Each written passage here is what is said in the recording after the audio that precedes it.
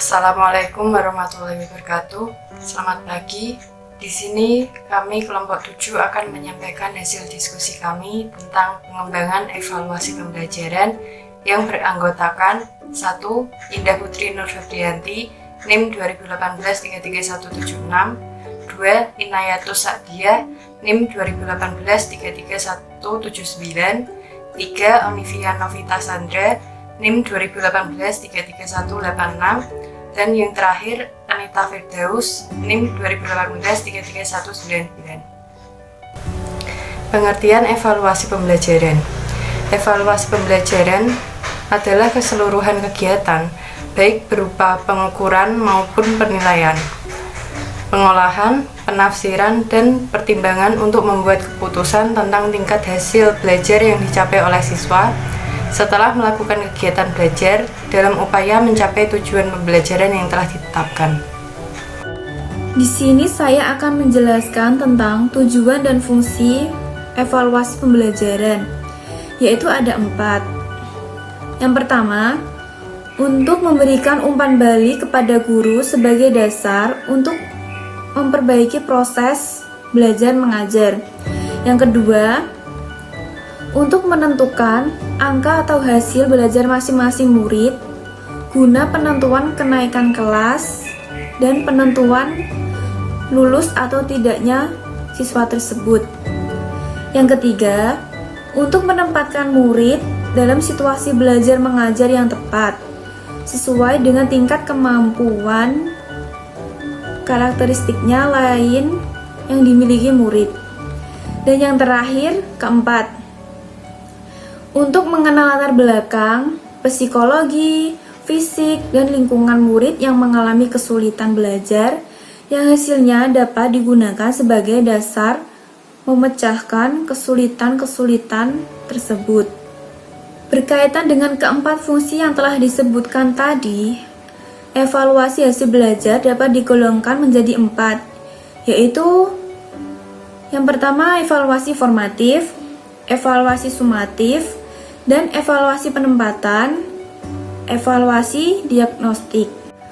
Berikutnya, saya akan menjelaskan tentang pendekatan dasar evaluasi. Nah, pendekatan dasar evaluasi ini terbagi menjadi 2, yaitu pendekatan yang bersumber pada norma dan pendekatan yang bersumber pada kriteria. Pendekatan yang bersumber pada norma, yaitu evaluasi yang menggunakan pendekatan ini menghasilkan indeks yang relatif dalam hasil pembelajaran yang dicapai siswa. Karena di dalam pendekatan ini kita bisa melihat hasil evaluasi yang memperlihatkan perbedaan kemampuan antara siswa yang satu dengan siswa yang lainnya dalam kelas yang sama. Yang kedua, pendekatan yang bersumber pada kriteria, yaitu evaluasi yang menggunakan indeks yang mutlak, karena evaluasi ini bisa memberikan informasi tentang apakah siswa yang bersangkutan telah menguasai hasil pembelajaran yang harus dicapai atau tidak, terlepas dari hasil yang dicapai oleh teman-temannya yang lain. Kemudian ada prinsip-prinsip evaluasi pembelajaran yang terdiri dari 4, yaitu keterpaduan, koherensi, pedagogis, dan akuntabel. Yang pertama, keterpaduan. Adanya kesesuaian antara tujuan instruksional pengajaran, tujuan pembelajaran, materi pembelajaran, dan metode pembelajaran. Yang kedua, koherensi.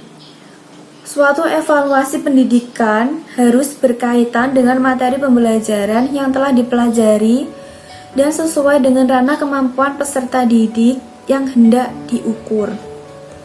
Yang ketiga, pedagogis. Nah, untuk melihat perubahan sikap dan perilaku, yaitu menggunakan pedagogis, sehingga pada akhirnya hasil evaluasi mampu menjadi motivator bagi siswa atau peserta didik. Yang terakhir, akuntabel.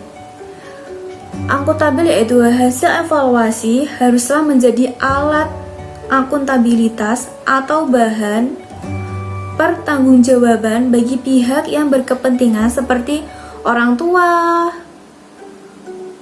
siswa, sekolah, dan lain-lainnya. Syarat umum evaluasi pembelajaran. Yang pertama ada validitas. Validitas merupakan suatu alat evaluasi. Disebut valid apabila dapat mengukur dengan tepat apa yang hendak diukur. Yang kedua ada reliabilitas. Reliabilitas adalah suatu alat evaluasi. Dikatakan reliabilitas jika memberikan hasil yang tetap apabila diteskan berkali-kali. Yang ketiga ada objektivitas. Objektivitas merupakan suatu alat evaluasi. Dikatakan memiliki objektivitas yang tinggi jika saat melaksanakan tes itu tidak ada faktor yang mempengaruhi pada sistem scoring. Sedangkan yang keempat adalah efisiensi. Efisiensi adalah suatu alat evaluasi. Dikatakan memiliki efisiensi yang tinggi jika alat tersebut dapat dipergunakan tanpa membuang banyak waktu dan biaya. Selanjutnya adalah komponen evaluasi pembelajaran. Komponen evaluasi pembelajaran terdiri dari 3. Yang pertama, pengukuran. Pengukuran adalah kegiatan untuk menentukan kuantitas sesuatu yang bersifat numerik. Yang kedua adalah penilaian. Penilaian merupakan penafsiran hasil pengukuran dan penentuan pencapaian hasil belajar. Sedangkan yang ketiga adalah evaluasi. Evaluasi adalah kegiatan pengumpulan kenyataan mengenai proses pembelajaran untuk menetapkan apakah terjadi perubahan dan sejauh apakah perubahan itu mempengaruhi peserta didik. Cara untuk melakukan evaluasi dalam pembelajaran ada 2, yaitu kuantitatif dan kualitatif. Yang pertama adalah kuantitatif, yaitu data yang dihasilkan berupa angka atau skor. Dan yang kedua adalah kualitatif, data yang dihasilkan berupa bentuk pernyataan-pernyataan verbal seperti kurang, sedang, baik, dan lain-lain. Sedangkan dalam pelaksanaan kegiatan evaluasi terdapat 2 teknis, yaitu teknik tes dan teknik non-tes.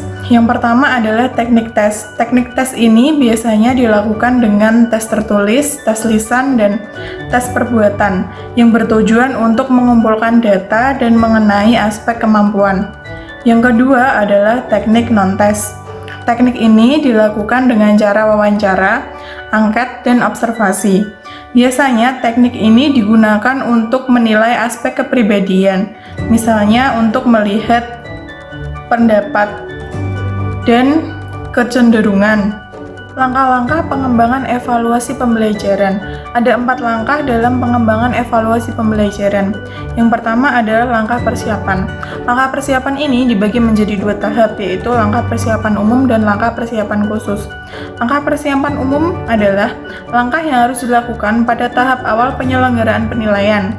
Misalnya, guru harus menetapkan terlebih dahulu alat yang digunakan dan kriteria yang akan dijadikan sebagai pedoman penilaian. Yang kedua adalah langkah persiapan khusus, yaitu langkah yang harus dilaksanakan pada saat akan melakukan suatu langkah penilaian tertentu, misalnya membuat alat penilaian dan menetapkan cara pencatatannya.